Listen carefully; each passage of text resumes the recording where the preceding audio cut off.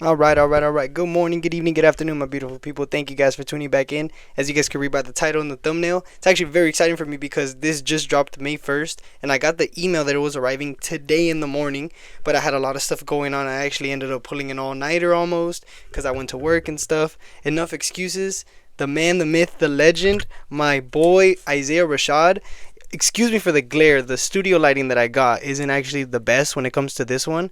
Plus, the plastic that I have it in is kind of reflective right now. But yeah, I did get a protective sleeve for it immediately. Had to do it. It was Mando. And yeah, I'm so excited to speak about this because it was 5 years in the making, I believe, that I was so excited to hear this because last one was The House is Burning, which was released in 2021. That was his second studio album. This one is his third.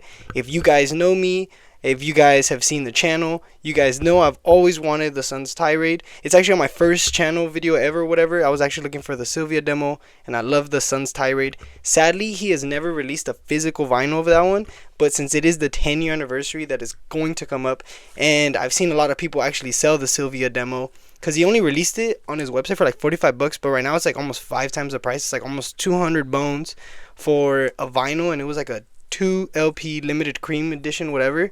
But yeah, right now it's kind of exclusive, and the more people are finding out about him, the demand goes higher up for stuff that used to be in the past. That was his releases. That's why I believe the Sun's Tirade, had it been released, I think it might be one of the most sought after vinyls because it is only been unofficial imports.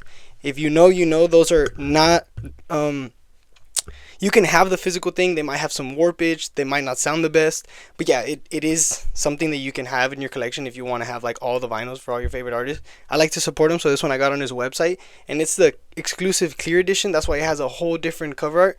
And I'm planning on making the other one because I bought the signed one that he released on his website about like a week and a half ago, 2 weeks ago now. So I'm very excited to get that one because it's literally one of my favorite artists, and I really enjoy the concept of it. It's been awful, and if you guys know, since The House is Burning up until now, there has been a lot of stuff that's been going on with Isaiah Rashad. I believe his sister got incarcerated. He had a lot of stuff go on in his personal life. I do not want to delve into that man's personal problems that he may be going on with, but if you know, you know. And I was there supporting him throughout the entire thing.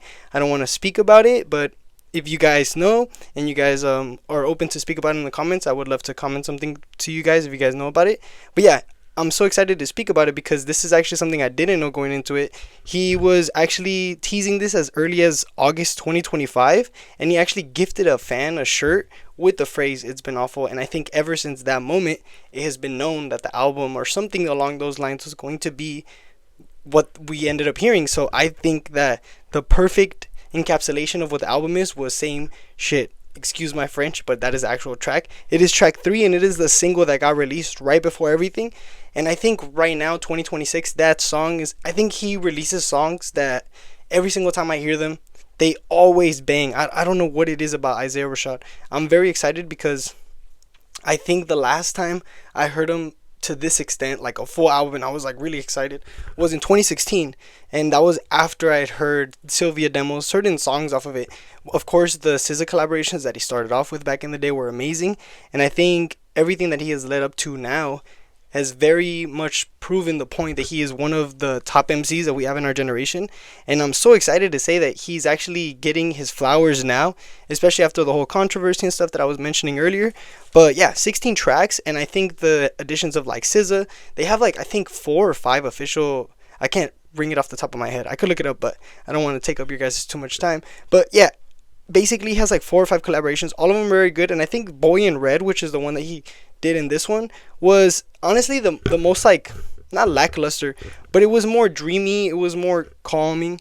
The other ones that he's done with her, I would say they are more standoutish, and I also enjoy the fact that a lot of the songs that he did on here, doing the research of it, he actually ended up cutting down on a lot of like mastering, mixing, whatever, and he wanted to focus on the rawness and the freestyles that he does so well in. And that's why I find that the last track was almost very Sylvia demo-ish. I wrote actually some notes here, and I said that it was a great end, and it makes you feel like a raw, complete cycle, because I don't know if it's 719 freestyle or 719 freestyle, but yeah, it was very well done, and I very much enjoy almost like the repetitiveness. It makes it catchy. It is fun. But yeah, my favorite tracks off of it would be MOM, Same Shit, Superficial, Do I Look High, 10 States Away, and like I mentioned, 719 Freestyle. And here I'm gonna give you guys a little synopsis on which songs I liked and what. MOM, it reminds me very much so of Sun's Tirade, which like I mentioned was one of my favorites. And then Same Shit, it was so fire. I can't believe that he actually dropped it as a single. I was telling my mom this, that I don't know, being an artist, it must be so difficult to release like a single to encapsulate what an entire album's feeling or message or idea is going to be. But I find that this one was very well done, and he's always done that consistently when it comes to his albums. And I think it may be his camp, it may be him, it may be a feeling that he has, I don't know. But thank you, Isaiah, you are amazing when it comes to that, and I do enjoy playing this song. It's very well done. So yeah, it's really good. And yeah, it's probably my single of the year so far, and it says a lot, you know. So Superficial was the following track, second following track, because it was track 4 and then this one's track 5. Superficial I very liked. It was Sylvia demo vibes. It gave me a little bit of like nostalgia almost, like a 10-year throwback. And Do I Look High, it made me very reminiscent when I heard it. It was almost as if though like Mac Miller came back, and it was like a Star Room vibes, like super woozy, dreamy, loopy, whatever you want to call it. If you guys hear the beat, I think you'll know what I'm trying to get at. But yeah, it was almost like a raw like booth, like, you know, when you go to a church and you're doing confessions, it almost felt like he was confessing on the booth, speaking about what he was going through. And I think that is the message of the entire album. It's been awful. It's not that it's been like sunflowers, rainbows, unicorns, whatever it may be. It's actually been some stuff that he has to go through, grow through, and continue to be himself while persevering throughout this. And that's why I find that Isaiah Rashad is very much reminiscent of myself, because with him it's also cool because he's more, I think, human as an artist than most, because most of the music that he makes, it's fueled by stuff that he's felt or that he's dealt with. And I think he's one of those artists, almost like Kendrick, almost like who else? I don't want to say Drake, but Drake does hit those pockets sometimes. And yeah, they make you feel something where it does encapsulate a certain feeling, a moment, something that you like. And I think he's one of those, you know. And Mac Miller, other voices, Nipsey Hussle, Young Dolph, like they're in moments where they make you feel like happy, sad, get money, go talk to girls, whatever it may be. So yeah, it's super crazy, and I think he fits in that pocket for me, so I'm very excited to have this.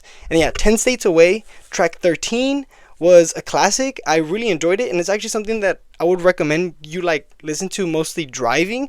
It sounds weird to say, but yeah, it's a very cool like nighttime kind of riding song, so it was very cool. And then yeah, to end the album, 719 Freestyle, it was very well done, and I honestly would give this album like a 8 out of 10, maybe 8.5 out of 10. I would say that there are certain things that do sound kind of repetitive and stuff. I may have a little bit of bias. I think we all have biases, you know, but I think my bias on this one may be more so tender to the fact that it has been 5 years since I last heard of his music. But yeah, it's been a great song, or a great album, and I'm very excited to actually have this in the rotation.